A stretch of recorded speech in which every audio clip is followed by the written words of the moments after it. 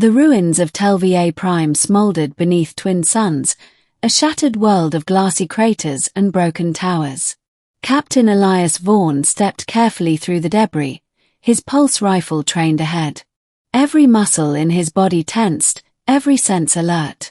His mission was clear: eliminate the last of the enemy insurgents hiding within the remnants of this fallen alien city. He had orders. He always followed orders. But today, something felt different. "Target is 10 meters ahead, second floor," came the voice of command in his ear. "Thermal signature matches known rebel female, Class X telepath. Eliminate with extreme prejudice." Elias didn't answer.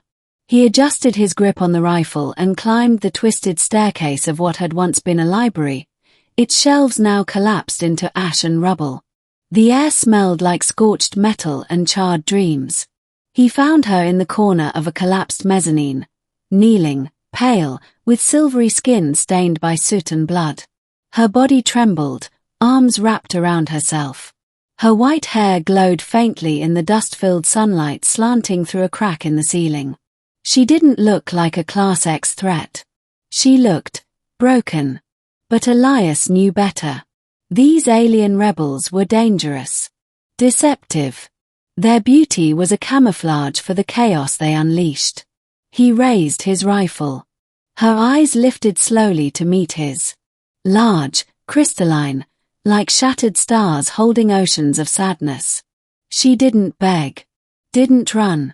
She simply looked at him and smiled. It wasn't a seductive smile. It was small, weary, soft. It was human. And suddenly Elias's finger wouldn't move. He tried. He wanted to obey. His training screamed in his skull. Pull the trigger. She's the enemy. Finish the mission. But he stood frozen, weapon trembling, breath caught. "Why?" he asked aloud, voice hoarse. "Because you don't want to kill me," she said softly, her words lightly accented. "Not really. Not anymore." His jaw clenched. "You read my mind." "I didn't need to," she whispered. "Your eyes said enough." He should have ended it right there. She was a rebel. A telepath. The cause of countless human casualties during the siege of Telvier. But that smile. He lowered the rifle. "Who are you?" he asked. "My name is Liora. I was a teacher before the war. A healer." She looked down at her blood-streaked hands. "Now I am hunted like a beast." Elias exhaled slowly. This wasn't in the mission brief. "I'm not supposed to listen. I'm supposed to shoot. And yet here you are." She tilted her head. "Do you know what I see in your thoughts, Elias Vorn?" His name on her lips made something shift in his chest. "You carry too many ghosts." He flinched. "Everyone does." "No," she said. "Some of you still pretend you don't."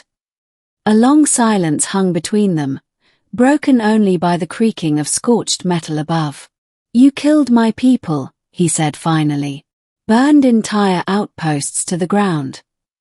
"And your people destroyed our skies," she replied without anger. "Ripped the minds of my students apart with sonic bombs.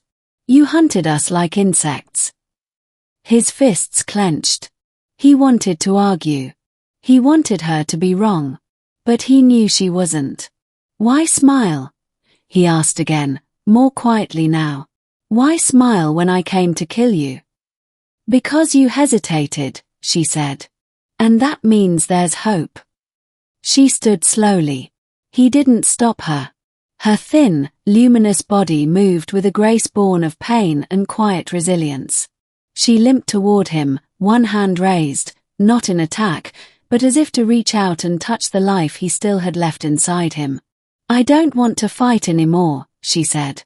"And I think, neither do you." He didn't move as she stepped closer. Her palm hovered just above his chest plate. "Then what do we do?" he asked, voice almost breaking. "They're listening. If I don't finish this, Command will send a drone to do it for me. Then let me go, she said simply. Tell them I was already dead. Let one lie save a life for once. He stared at her, this strange, defiant, gentle being who refused to hate him. Then he lowered the rifle completely. I'll do it, he said. But not just to save you. She blinked.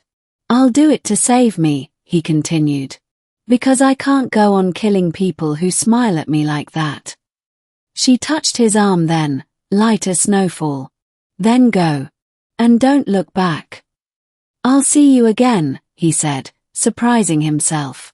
Her smile returned. Tired, real. If there's still a world left for both of us, maybe. 3 weeks later, Elias stood trial for desertion. They couldn't prove he'd disobeyed a direct kill order. He'd wiped the footage and claimed enemy crossfire had ended the target. Still, they demoted him. Gave him a desk on the outer ring of human territory. Filed his name under questionable loyalty. He didn't mind. He spent nights staring out over the stars, wondering if Liora had made it out.